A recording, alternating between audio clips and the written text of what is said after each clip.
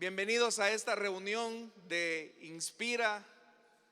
Es un espacio de entrenamiento, pero también de capacitación para todos los que están involucrados en el sistema celular. Los hermanos les están entregando, hermanos, la hoja que vamos a utilizar para esta noche. Vamos a abrir la Biblia, lo vamos a hacer en la primera carta del apóstol Pablo a los Corintios, en el capítulo número 2. Primera de Corintios, capítulo número 2.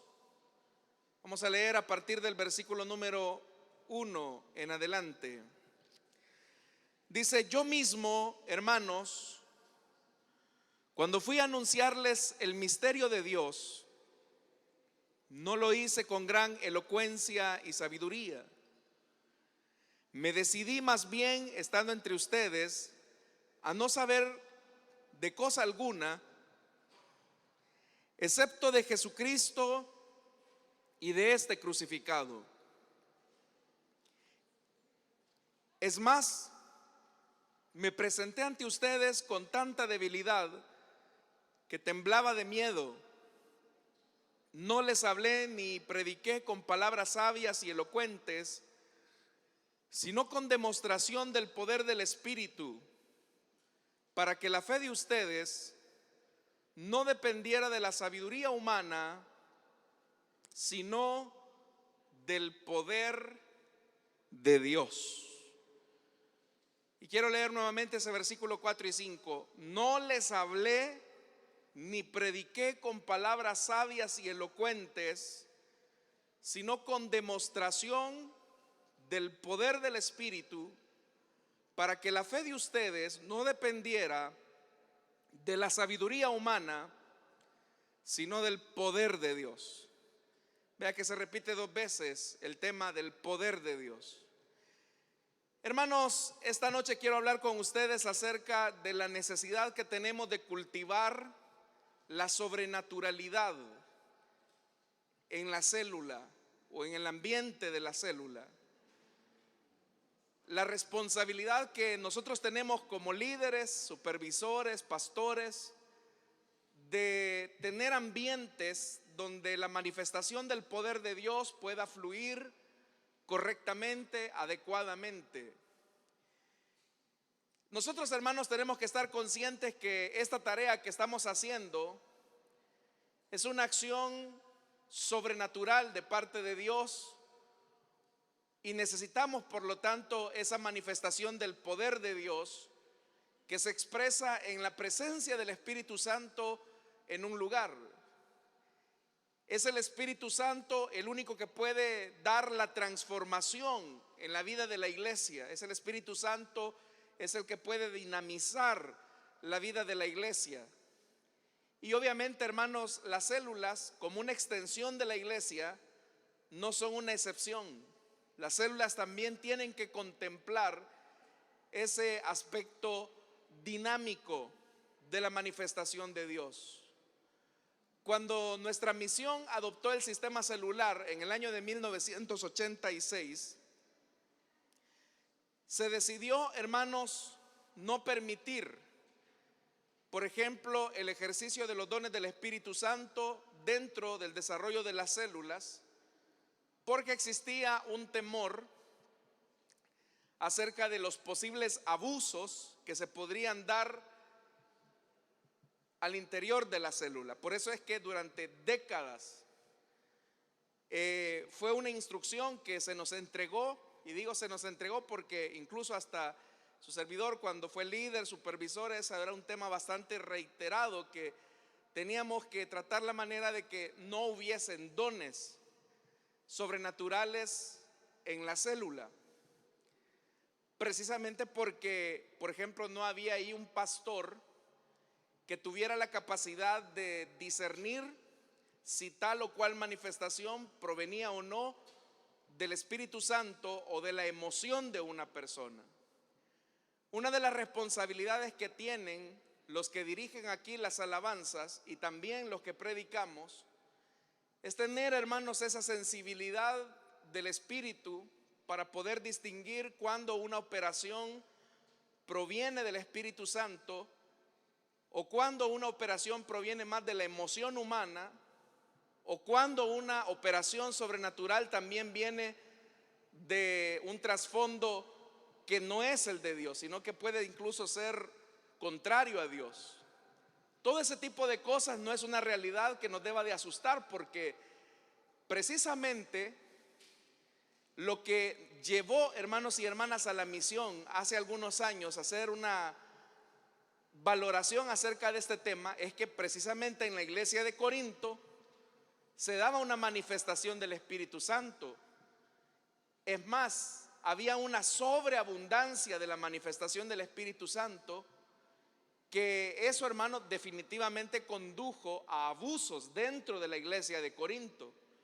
Pero el apóstol Pablo, al darse cuenta de esos abusos que se estaban dando dentro de la iglesia de Corinto, no dijo que no hayan manifestaciones del Espíritu, que fue la posición que como iglesia adoptamos al principio cuando se tomó el sistema celular, sino que el énfasis de Pablo fue, hermanos y hermanas, el de ordenar, el de tratar la manera de que hubiesen criterios bíblicos que permitieran a los líderes de las iglesias discernir cuándo se está frente a una manifestación real del Espíritu, cuándo es una manifestación de una obra de la carne, cuándo, hermanos y hermanas, incluso hay una manifestación opuesta a la obra de Dios.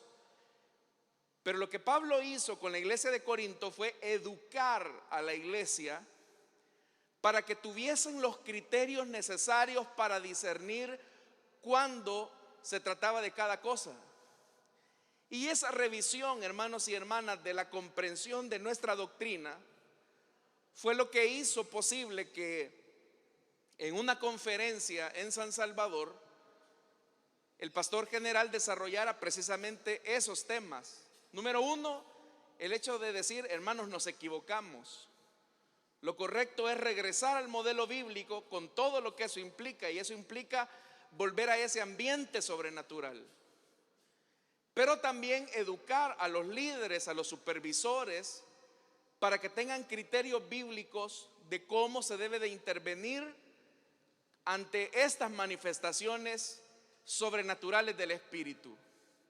Así que yo le quiero, hermanos y hermanas, en primer lugar decirle que no se vaya a perder los próximos lunes, porque estos elementos van a ser importantes, porque necesitamos el poder de Dios en nuestras células. Yo esperaba un fuerte amén, hermanos. Necesitamos el poder de Dios en nuestras células. La obra de Dios nosotros no la podemos hacer en nuestras propias fuerzas ni en nuestros propios criterios.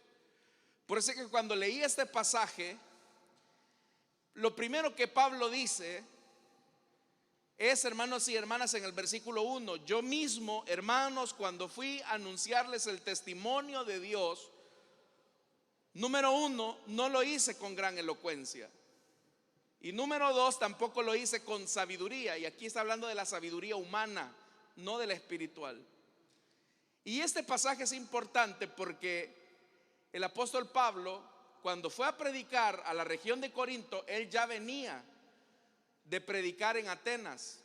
Y usted sabe lo que pasó en Atenas, hermano. Fue un fracaso.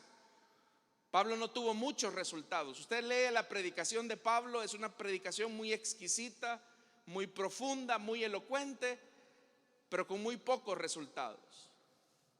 Entonces Pablo, al llegar a Corinto, pareciera ser que como que él hace una reflexión y él dice: bueno, la verdad es que las personas no van a llegar al conocimiento del evangelio sobre la base de la persuasión humana, sino que van a llegar al evangelio sobre la base de la manifestación del poder de Dios, sobre la base de la centralidad y la sencillez del evangelio. Entonces, nosotros, hermanos y hermanas, tenemos que enfocarnos precisamente en eso, en cultivar el aspecto de la manifestación de Dios en lo que hacemos. Y eso, hermanos, por eso es que va a ser importante. Entonces, uno de los principales fundamentos de la evangelización es cultivar ese ambiente sobrenatural del Espíritu Santo en nuestra célula. Nosotros somos conscientes de que Dios está en todo lado, ¿verdad, hermanos? Dios está acá y Dios también está en su célula. Pero ¿cuál es la diferencia entre este lugar y su casa? Quizás el tamaño y la cantidad de personas, pero le voy a decir un detalle más. El Espíritu Santo es un caballero que, aunque está en todo sitio, Él no va a actuar si nosotros no se lo permitimos. Si nosotros no le permitimos al Espíritu Santo que Él obre en las células, en los sectores, en la iglesia, Él no se mete. Él está acá. El Espíritu Santo está acá en medio nuestro, hermanos. Pero si nosotros no le permitimos al Espíritu Santo manifestar su poder, manifestar su gloria, manifestar su fuerza, Él no lo va a hacer, porque Él es muy educado, es un caballero, hermanos, si lo queremos decir en palabras humanas para que sea comprensible. Entonces a veces las personas se preguntan, hermano, ¿y qué será que en mi célula no hay nada? Se siente un ambiente seco. A veces hasta en la iglesia, hermanos, puede ser que el ambiente se vuelva un poco seco. ¿Pero por qué? Porque muchas veces, hermanos, estamos pensando en un montón de cosas, como por ejemplo, ¿cómo me voy a ver yo frente a los hermanos? ¿Cómo me van a escuchar los hermanos cuando canto, o cuando toco, o cuando sirvo, o cuando oro? ¿Sabe, hermanos y hermanas? Aprovecho aquí el comercial.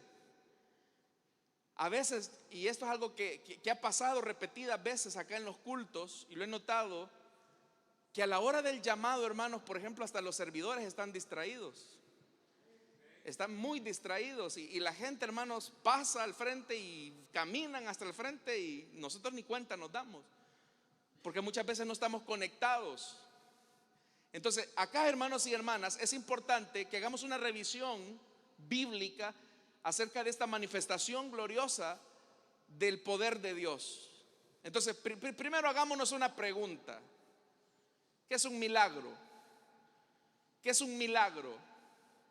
Si pudiéramos dar una definición acerca de lo que es un milagro, hermanos, es la intervención divina. Es la intervención divina en el curso regular del mundo, lo cual produce un hecho inusual, pero intencionado, que de otro modo no ocurriría.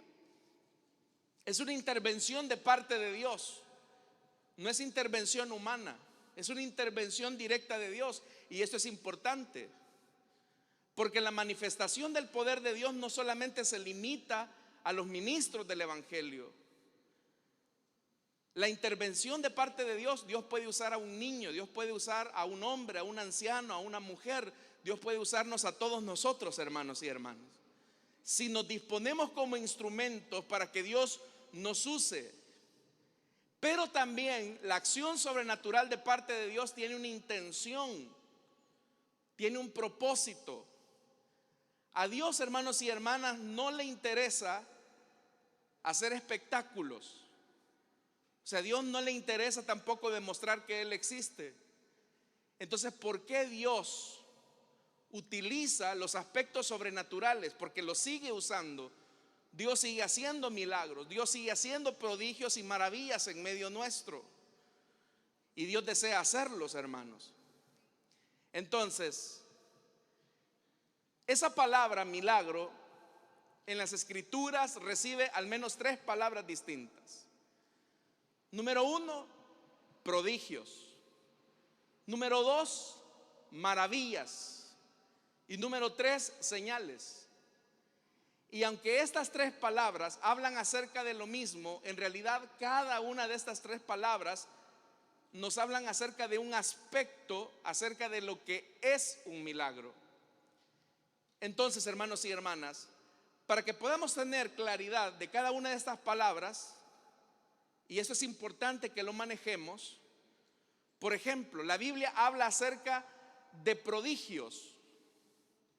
Y cuando se habla acerca de prodigios, se está haciendo una referencia a que quien ejecuta el milagro es Dios a través de su poder.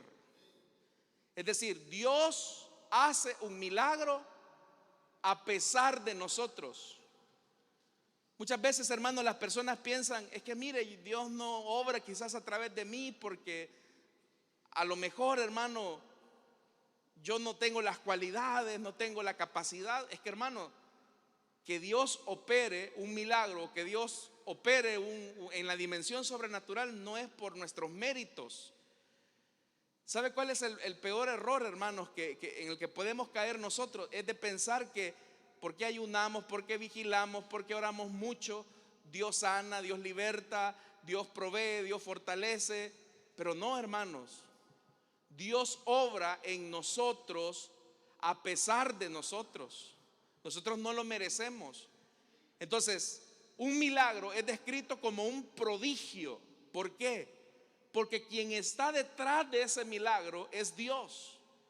Entonces, hermanos, si un día el Señor lo utiliza a usted para sanar a los enfermos de cáncer, si Dios un día la utiliza a usted, hermana, para libertad a una endemoniada, si Dios un día lo usa a usted para multiplicar panes y peces, si Dios un día a usted lo usa, hermanos y hermanas, para alcanzar la conversión de muchas personas, no se equivoque, eso no es por usted, eso es por la gracia de Dios que está operando en usted. Entonces, hermanos, eso es importante que nosotros lo tengamos claro. El otro elemento es la palabra maravilla.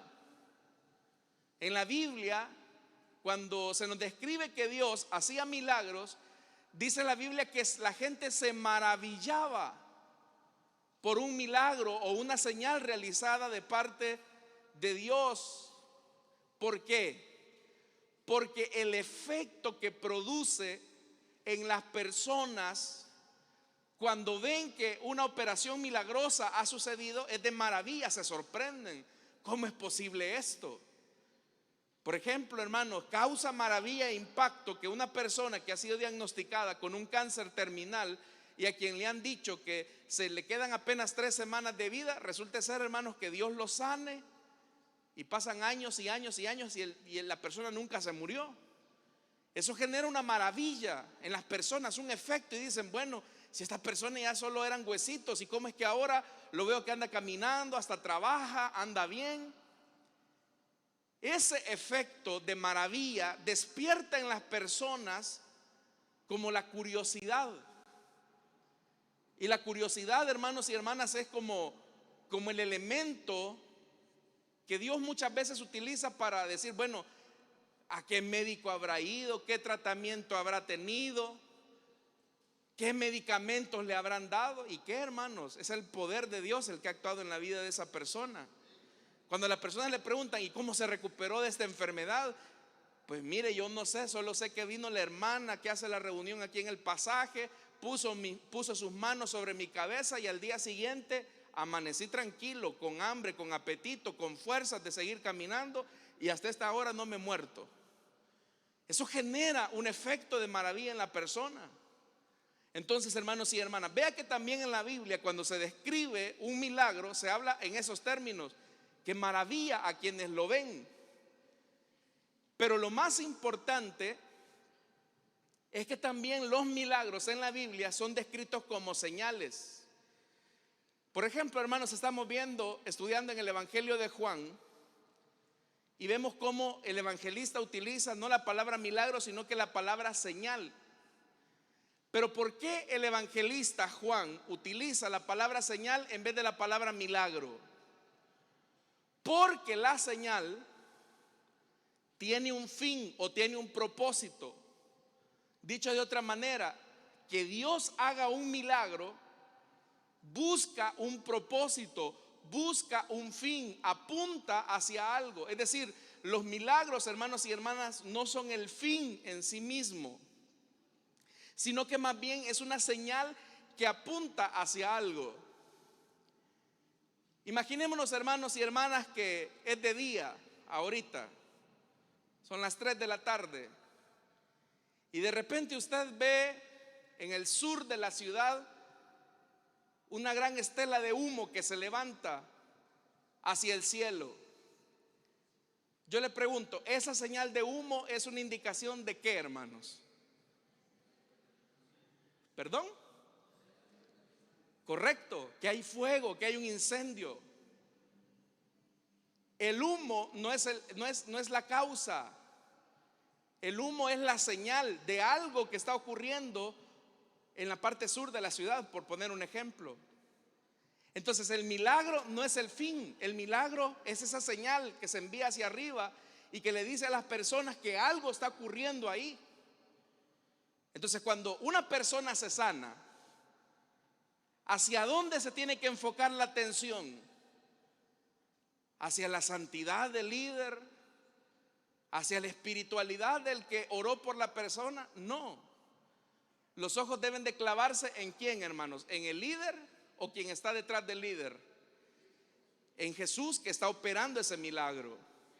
Entonces, si las personas ven una señal milagrosa en la célula, la gente no tiene que admirarse: qué santa la hermana que oró por mí, qué santo el hermano que oró por mí. No, hermano, nosotros solo somos instrumentos en las manos de Dios. Pero si hay algo que limita el que muchas veces, hermanos y hermanas, ocurran estas acciones sobrenaturales de parte de Dios, es que muchas veces el Espíritu Santo resiste las actitudes orgullosas y soberbias que muchas veces hay en nuestra naturaleza. Porque ¿qué pasaría si de repente, hermanos, llega una persona paralítica ahí a su célula y usted ora por esa persona y usted no tiene una convicción acerca de quién es usted y de lo que es usted para Dios? Usted de repente se va a creer, hermanos y hermanas, que es por usted que esa persona se levantó. Pero no, hermanos y hermanas, si Dios opera algo a través de nosotros, es solamente porque Él ha tenido misericordia de esa persona y nos usó a nosotros como instrumento, como canal. Entonces nosotros, hermanos, no tenemos que ni siquiera intentar llevarnos la gloria de algo que Dios quiera hacer, que ni se nos cruce por la mente. Hoy, hermanos, con este tema de las redes sociales, la gente es muy dada a publicar todo, ¿verdad? Y lo peor es que se ponen un montón de filtros que los hacen creer como que son de 15 años. 72 filtros se ponen. Pero, hermanos y hermanas, si usted nota un patrón común en cómo Jesús operaba milagros en medio de la gente, Jesús los hacía y les decía: shh, no le digas a nadie. Pasaba como desapercibido, ¿verdad? Pero hoy usted ve, ¿verdad?, en muchos evangelistas, ¿verdad?, que salen en las grandes vallas publicitarias, levantando las sillas de ruedas, levantando ahí las muletas, ¿verdad? Y hermanos y hermanas, en realidad eso no es por nosotros, o sea, es porque Dios tiene misericordia de la gente y obra a través de un ser humano. Entonces, cuando Dios lo use a usted para sanidad, cuando Dios lo use a usted para expulsión de demonios, cuando Dios lo use a usted para tener grandes cantidad de conversiones, hermanos, hay uno que merece la gloria y ese es el que murió en la cruz del Calvario, hermanos. La gloria siempre tiene que ser para nuestro Dios. Entonces, solo quiero que consideremos, hermanos y hermanas, por qué Dios obra milagros y Dios sigue obrando milagros hasta el día de ahora. Fíjense que estos pasajes de la Biblia nos pueden ayudar a entender también por qué Dios actúa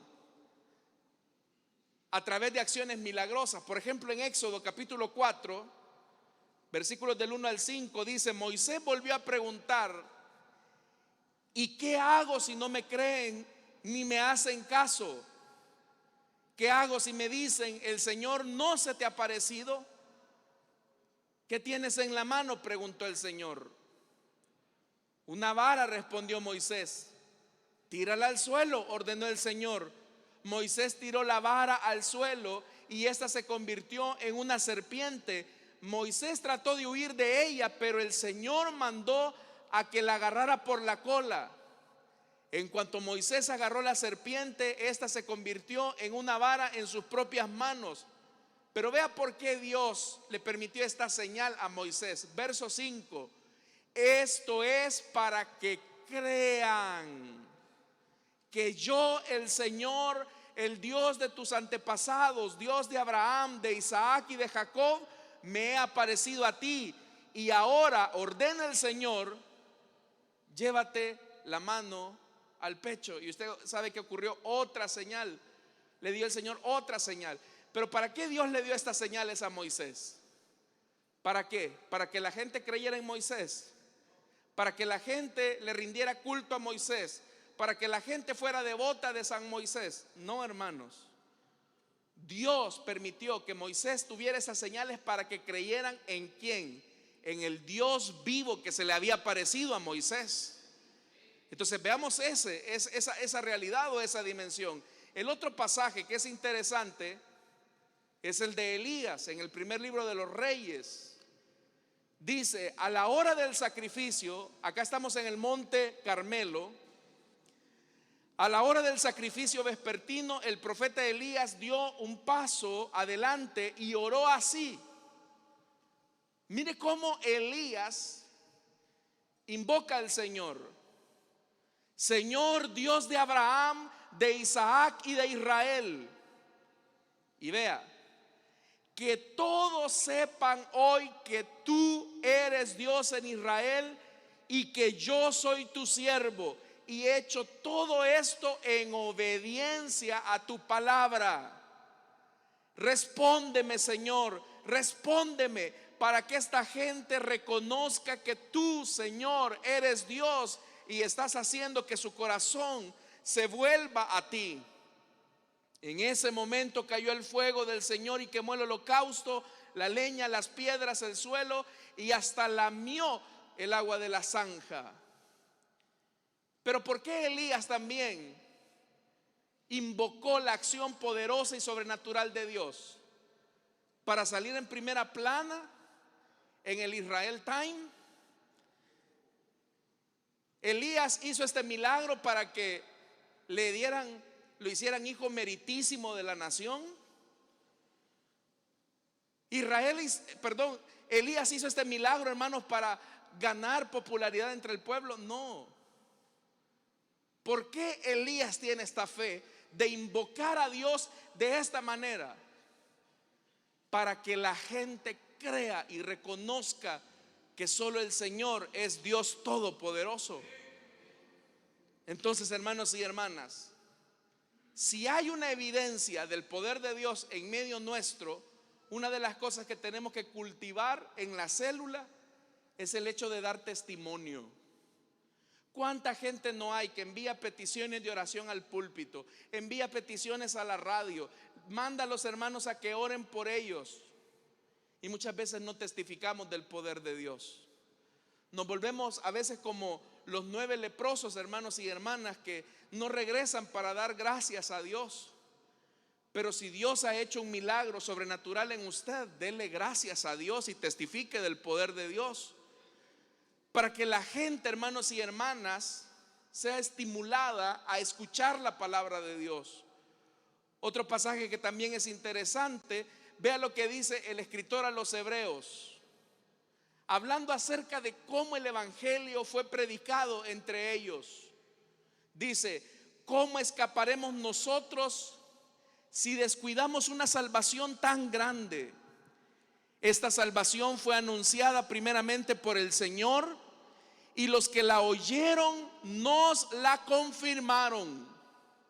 A la vez, Dios ratificó su testimonio acerca de ella, oiga, con señales, prodigios, diversos milagros y dones distribuidos por el Espíritu Santo según su voluntad.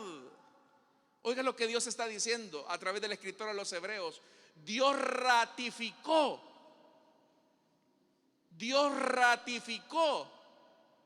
acerca de ellos, o acerca de esa palabra que fue anunciada a través de ellos. Entonces, hermanos, nosotros no tenemos que tenerle miedo al elemento sobrenatural de la dimensión de Dios.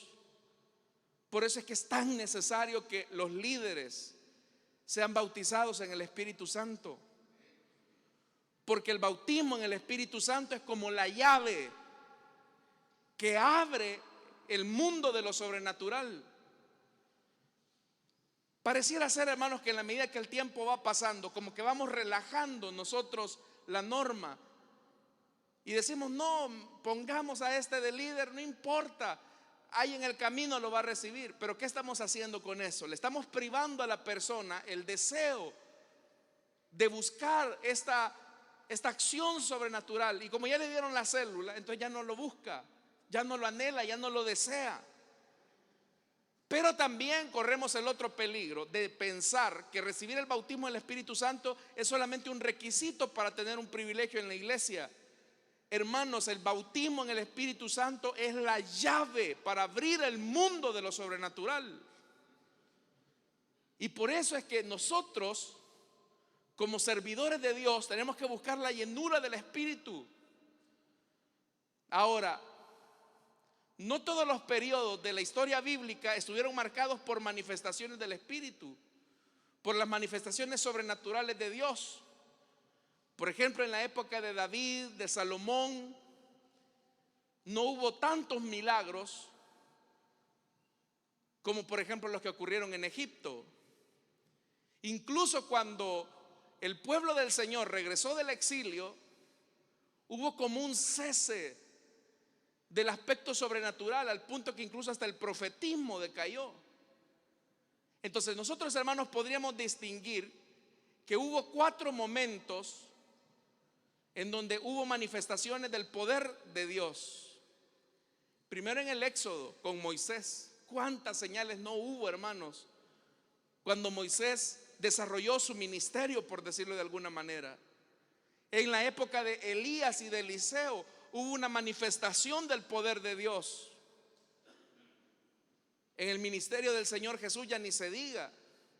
Entre los apóstoles ya no se diga también. Hubo una manifestación del poder de Dios.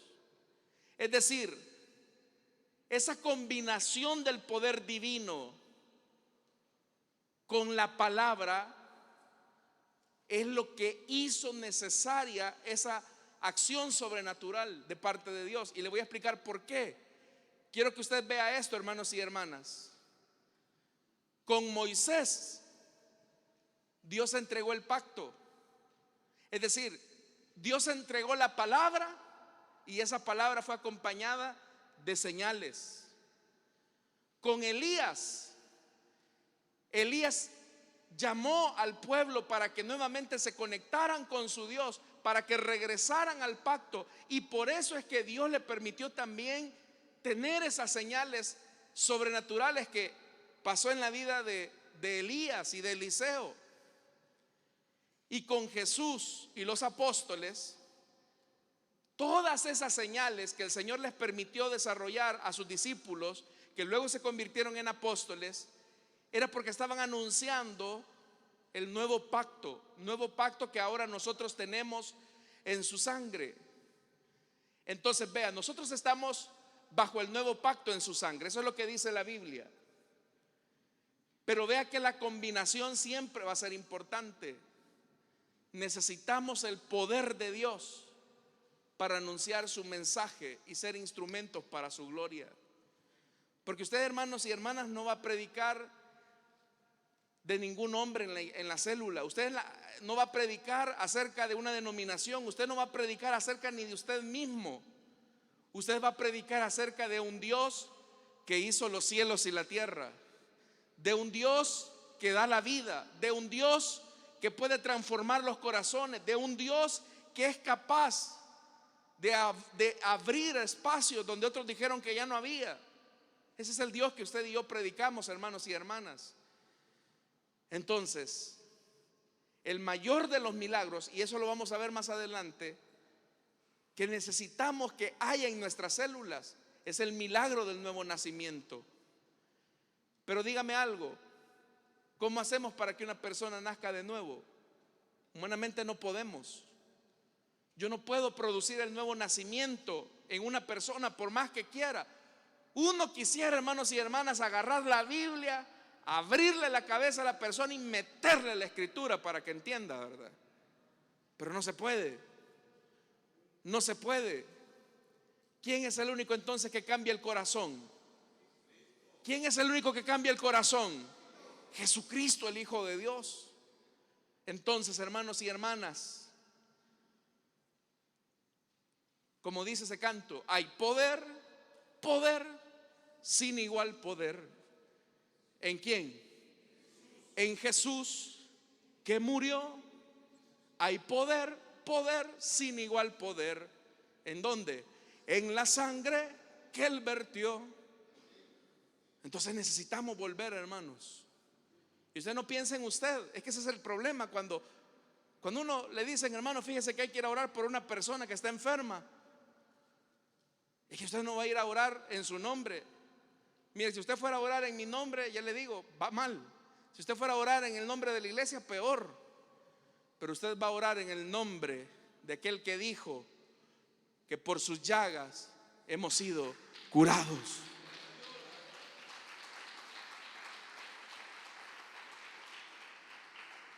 Le voy a contar algo, hermanos, que eso yo lo vi. Me consta, le va a parecer chistoso, pero para Dios, hermanos y hermanas, la fe no tiene límites. Era un día sábado y en la célula de niños se había predicado acerca del poder de Dios. Y resulta ser que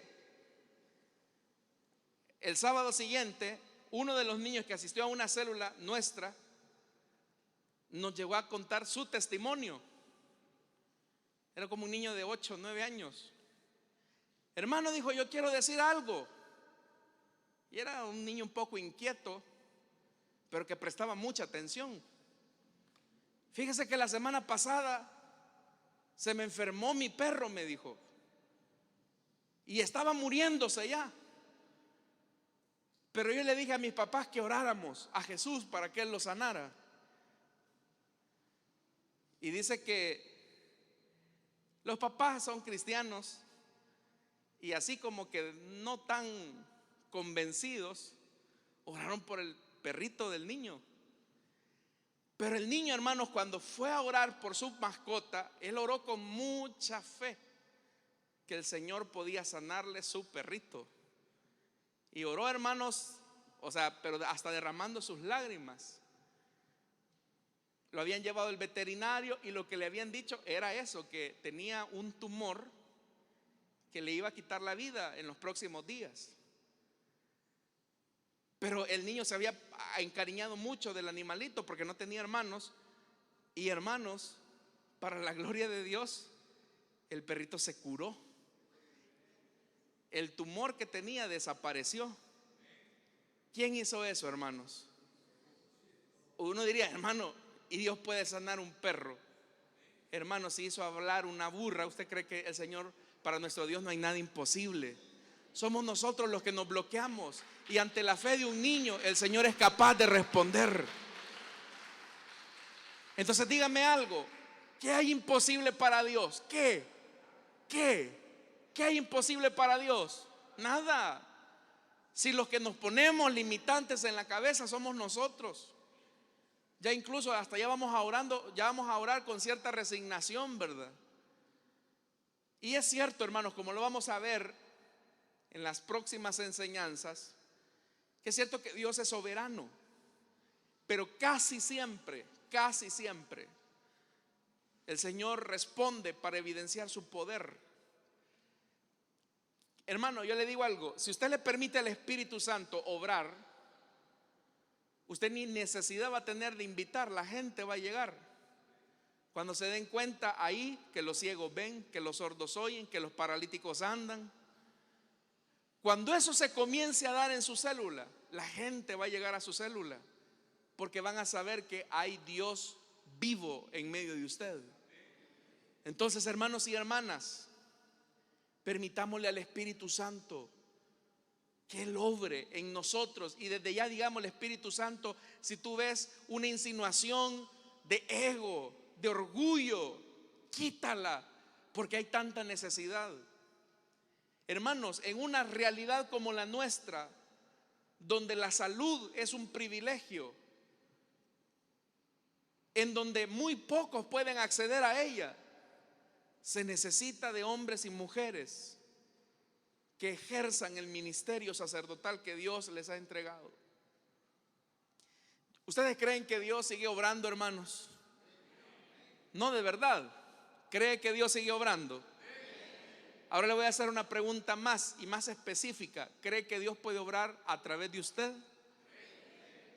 Bueno, si usted cree que Dios puede obrar a través de usted, póngase en pie, vamos a orar en esta hora, hermanos, para que Dios nos llene de su poder, para que Dios respalde su palabra a través de usted. Vamos a orar. Levante sus manos al cielo. Padre que estás en los cielos, Señor amado, esta noche venimos delante de ti porque creemos que tú eres un Dios vivo. Eres un Dios vivo. Eres un Dios, Señor amado, que sigue obrando, que sigue manifestando su gloria. Esta noche, Señor amado, yo quiero pedirte que tú uses a mis hermanos. Pero antes, Señor, antes que los uses, sánalos de esa enfermedad. Sánalos de esa enfermedad, que ellos puedan vivir y experimentar esta noche tu poder, Señor. Yo reprendo en el nombre de Jesús la enfermedad que puede estar azotando la vida de mis hermanos. Reprendemos, Señor amado, la enfermedad esta noche por los méritos de Jesucristo. Oh Señor, manifiesta tu gloria sobre cada uno de ellos, que lo que no podían hacer ahora lo hagan.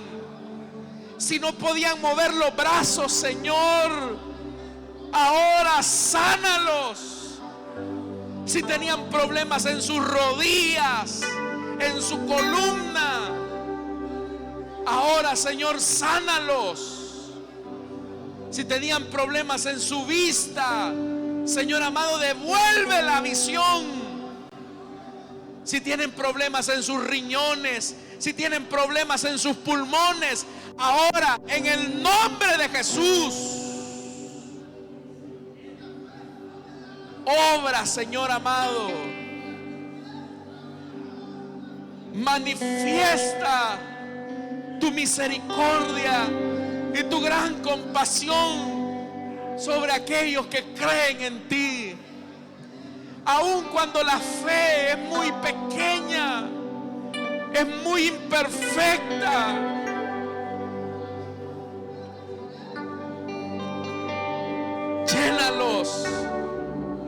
llénalos de tu poder, para que cuando prediquen tu palabra lo hagan con autoridad.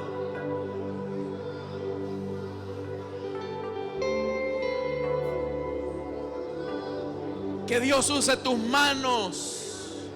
Levanta tus manos. Recibe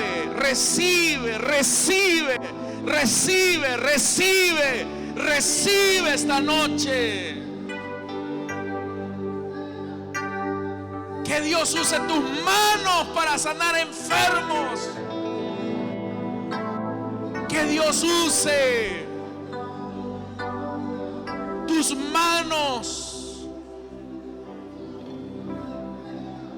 para fortalecer.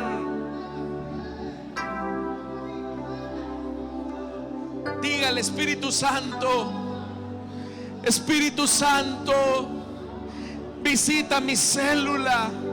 Ya no queremos tener ambientes tétricos, secos, sin fruto, sin resultado, solamente amontonando gente. Manifiesta tu gloria, Señor, en esos jóvenes.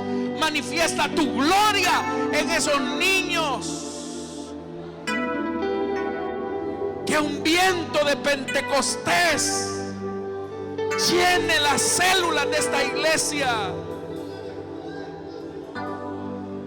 Que los que no creen por la palabra, al ver tus obras, Señor, entiendan que hay un Dios vivo en medio nuestro. Dígale, dígale, hermano, dígale al Espíritu: Espíritu Santo, obra. Espíritu Santo, obra. Lléname, úsame. Úsame, Espíritu de Dios. Hay muchas ataduras del diablo en esa colonia. Las vamos a reprender en el nombre de Jesús. Las vamos a reprender en el nombre de Jesús.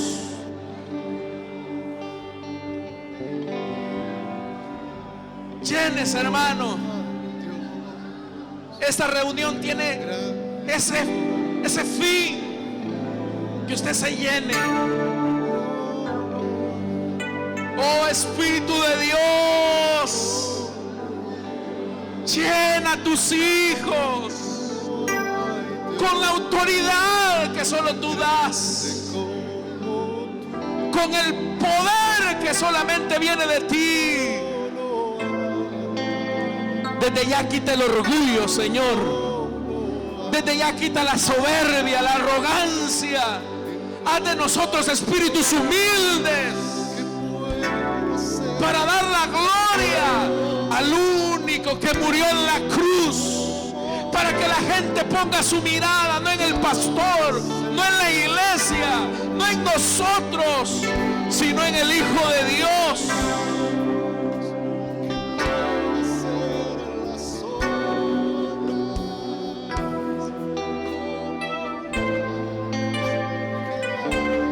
Usted no va a tener necesidad ni de invitar, hermano, cuando el poder de Dios se manifieste.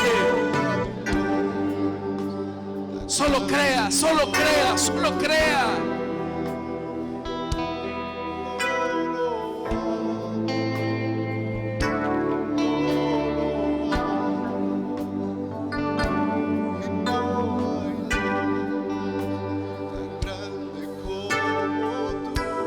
Solo tú eres Dios. Solo tú eres Señor. Señor amado, que la ciudad de Santa Ana entienda que hay Dios en medio nuestro. Que toda esta ciudad, Señor, vea la manifestación de tu gloria.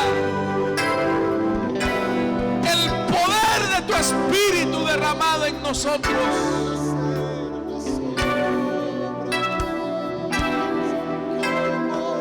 Quita toda soberbia, quita todo orgullo.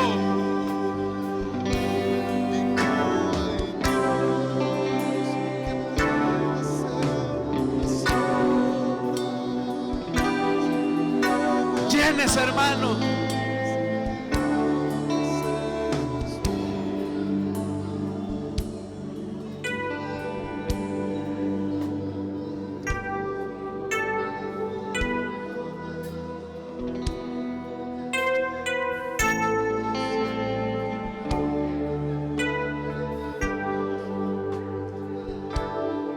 No hay Dios tan grande como tú. No lo hay. No lo hay. No hay Dios tan grande como tú. No lo hay. No lo hay.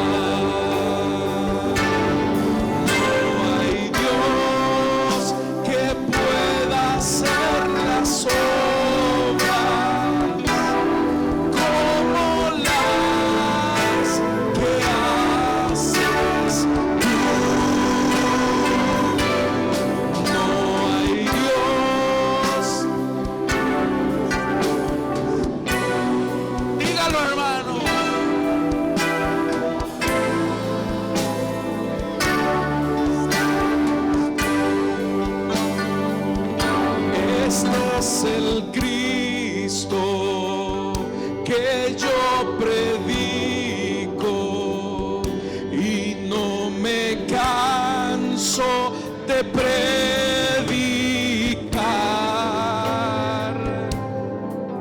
Él sana a los enfermos, echa fuera demonios, calma la lluvia y la tempestad. Una vez más, este es el Cristo que yo predico y no me canso de predicar.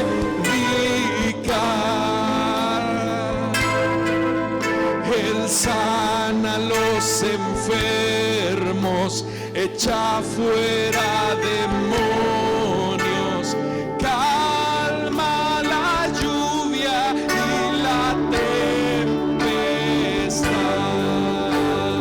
Y diga: y yo le alabaré, y yo le alabaré, y yo le alabaré, diciendo gloria a Dios.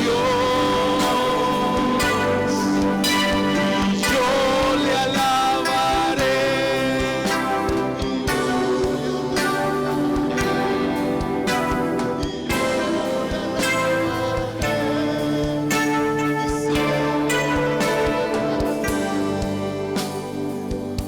Dele fuerte esa ofrenda de palmas a nuestro Dios.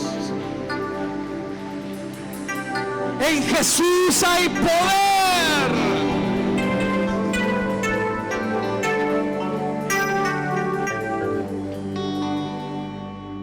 Hay poder en Jesús, hermanos y hermanas. Hay poder en Jesús. Vamos a orar, hermanos, por nuestras ofrendas y nuestros diezmos. Oremos al Señor. Padre que estás en los cielos, te damos las gracias, Señor, por esta palabra que nos has dado, por este poder que hemos recibido de parte de ti. Ahora ayúdanos, Señor, a ejercitar esta fe con los enfermos, con los atribulados. Ahí, Señor, en el nombre de Jesús, bendice nuestras ofrendas y nuestros diezmos. En el nombre de Jesús. Amén y amén.